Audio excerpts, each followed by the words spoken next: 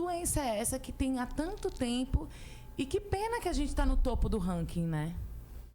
Pois é, pois é.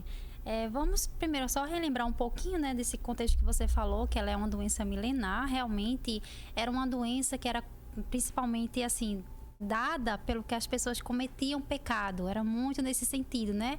As pessoas que se infectavam pelo bacilo de Hansen, eles eram ligados ao pecado. Isso é uma coisa do passado, né? Que a Igreja Católica a falava Igreja isso, Católica falava... Tá com lepra, na época era lepra, né? Tá com Isso. lepra, fez alguma coisa errada, pecador. É isso. Sério mesmo, É, por isso que ela é tão milenar, é tão antiga, porque veio muito desse contexto. Mas também. Por quê? Tem algum porquê?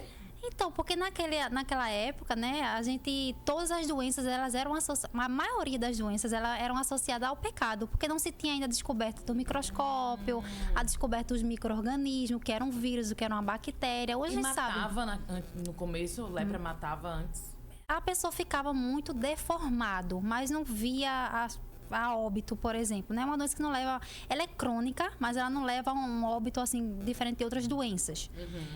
Naquela época, né, então a gente vem desde o contexto histórico lá, bíblico, o que é que se faziam com os pacientes de hanseníase, de lepra? Eles isolavam essa pessoa. Como era uma doença demonizada, a ideia era isolar. Então, essa pessoa ela não morria pela hanseníase. Ela morria pelo isolamento social, que muitas vezes essa pessoa ficava com uma restrição a acesso a alimentos. Então, em algumas situações, a hanseníase, ela provoca úlceras.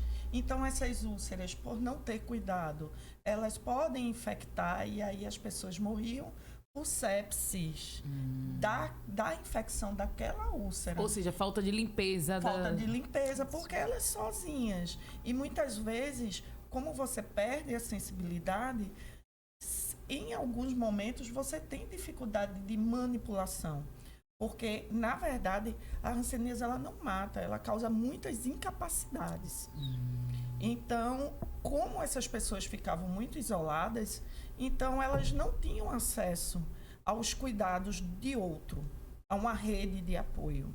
Então aí a gente tinha as mortalidades pela cronicidade da situação e não pela hanseníase em si, né? A hanseníase ela não mata, é bom a gente comunicar isso, porque às vezes você fica achando, porque a pessoa tem hanseníase, ela vai morrer. Não, ela não vai morrer, tá? Mas ela pode ficar incapacitada.